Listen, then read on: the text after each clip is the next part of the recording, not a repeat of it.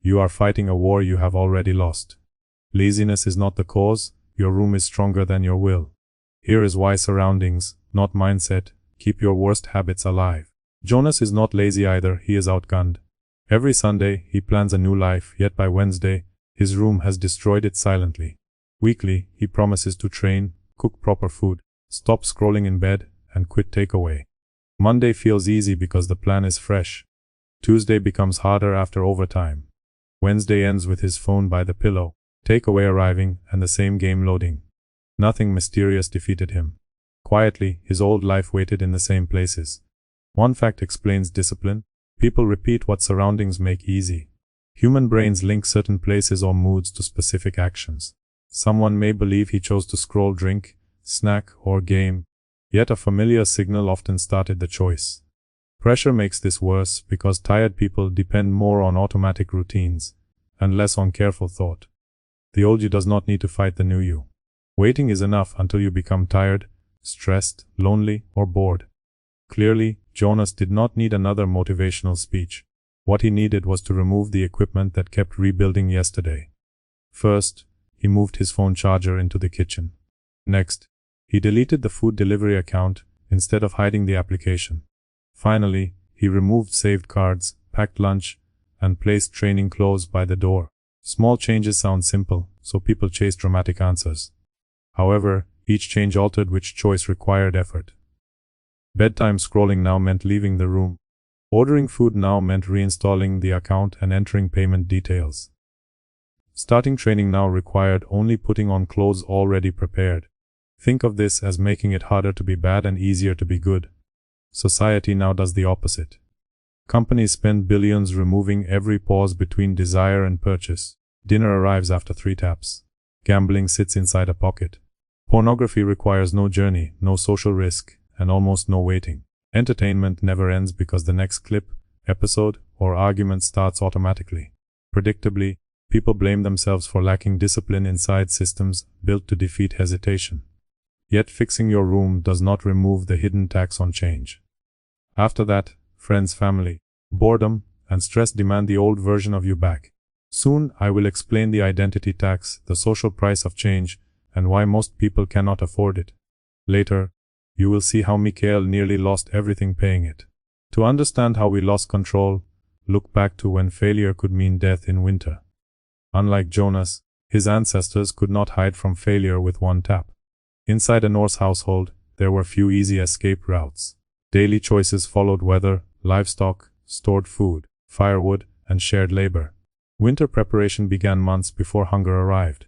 Damaged tools had to be repaired because replacement demanded material, skill, and time. Ship crews needed sound timber, strong rope, timing, and men who finished their work. Life in that age was not pure, noble, or gentle. Disease, hunger, slavery, violence, and rigid social rules shaped that world. Honestly, this was not a movie. Survival was the job, and unfinished duties harmed someone else. And survival required a kind of discipline we have nearly forgotten. Even then, consequences were easier to see. Neglecting a roof caused leaks. An empty woodpile produced cold. Poor food storage produced hunger. Missed work affected the entire household. Convenience hides consequences until debt, poor health, isolation, or wasted years become serious. Real discipline grows when action and consequence remain close enough to be felt. We cannot return to the Viking Age, but we can stop the modern world from tricking us. Eric learned the next lesson in 4 days. For 2 evenings, deleting social media made him feel clear and proud. By Thursday, boredom arrived, and every application returned before bedtime. Weak character was not the cause. Social media had been providing stimulation, distraction, and a rough form of company. Removing the platform did not remove those needs. Bad habits usually perform a job. Alcohol may soften anxiety. Gaming may provide progress, status, and social contact. Endless scrolling may supply novelty. Takeaway food may remove decisions after a draining shift. When people remove a habit but ignore its purpose, the empty space invites the same behavior back. Solving that problem meant giving Eric's vulnerable hours a clear purpose. Afterward, he walked after dinner, called his brother, boxed twice weekly, and read before bed. Specific replacement worked because it answered the old signal with a new action. Nobody can think his way into a new life. he must move into it. Motivation also had to lose command. New goals feel powerful because novelty creates attention and hope. Over time, repetition becomes ordinary and emotional energy falls. Many people mistake that drop for proof that the system stopped working. In reality, the hype is dead. Today, the real work starts. On Norse farms, nobody checked for inspiration before feeding animals, repairing fences, cutting hay, or preserving food. Weather and need set the schedule. Freedom today often becomes endless negotiation without structure. So replace, "Do I feel ready?" with, "What does the schedule require?" Minimum standards make that rule possible on difficult days. Alongside his full plan, Jonas created one 12-minute backup workout. Observers need not admire the smaller session. Its job was to protect continuity during overtime, poor sleep, conflict, or exhaustion. Completing one action keeps the new pattern alive better than a perfect plan abandoned after 4 days. Consistency creates evidence that no speech, promise, or expensive journal can fake. Completed tasks prove that the new identity exists outside imagination. Daniel, a divorced father of 2, turned the idea into 5 simple rules. Each morning, he rose with the alarm, worked before entertainment, trained, told the truth, and prepared tomorrow. All 5 rules described visible behavior. Calling yourself disciplined could not be tested.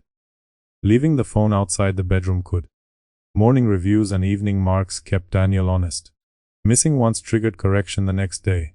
Failure did not permit a week-long collapse or 20 harsher rules.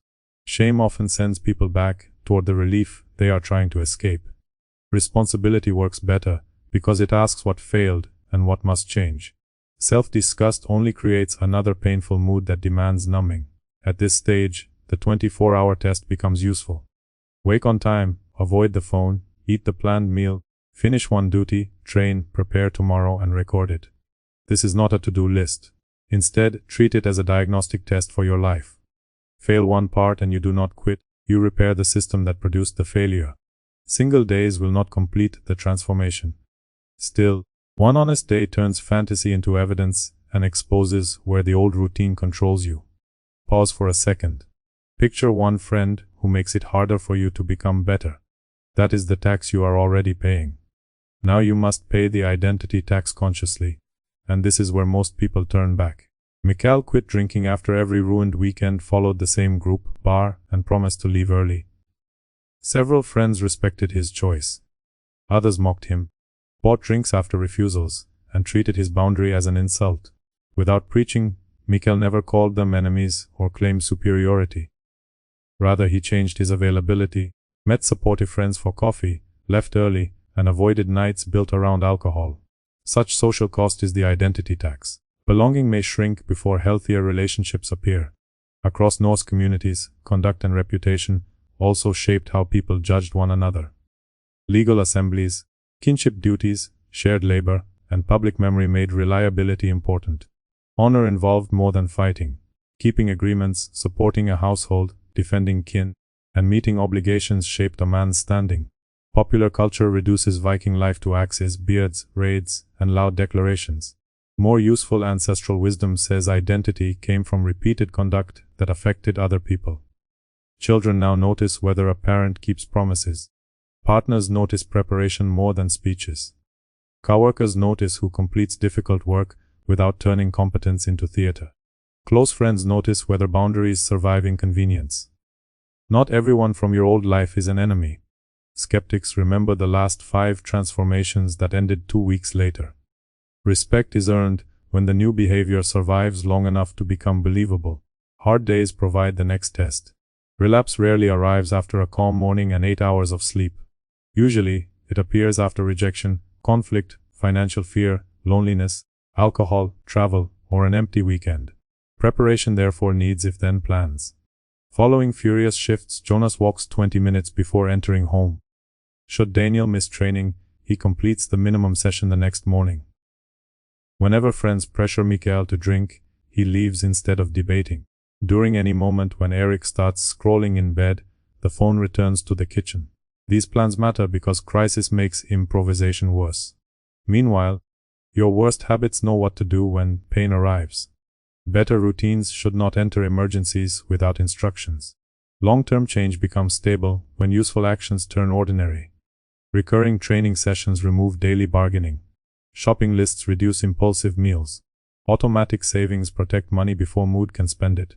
Technology kept outside work areas lowers distraction. Groups where sobriety, training, learning, or responsibility are normal provide support without heroic language. Tracking can help, but only when it guides action. Sometimes people buy journals and spend more time measuring discipline than practicing it. Breakfast does not require you to feel like a Viking. Correct choices should become ordinary enough that they do not need a podcast. Crucially, burning bridges must be understood correctly. Burning bridges does not mean abandoning friends, quitting work, destroying possessions, or hating your past self. Properly understood, it means removing practical escape routes that make regression effortless. Earlier failures become useful evidence. They reveal which rooms, devices, hours, people, emotions, and excuses need planning. Gradually, the new life develops weight. Ready training clothes remove one excuse. Cooked food removes another.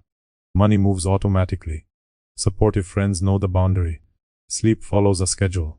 Work begins before entertainment. Returning now requires breaking systems, reinstalling accounts, changing rooms, and disappointing people who saw your progress. Eventually, you reach the point of no return. Lasting discipline is not secured through one dramatic sacrifice, through choices made without applause or public praise. Ultimately, it appears when the forward path becomes normal and the backward path becomes inconvenient. Choose one physical escape route today. Remove it.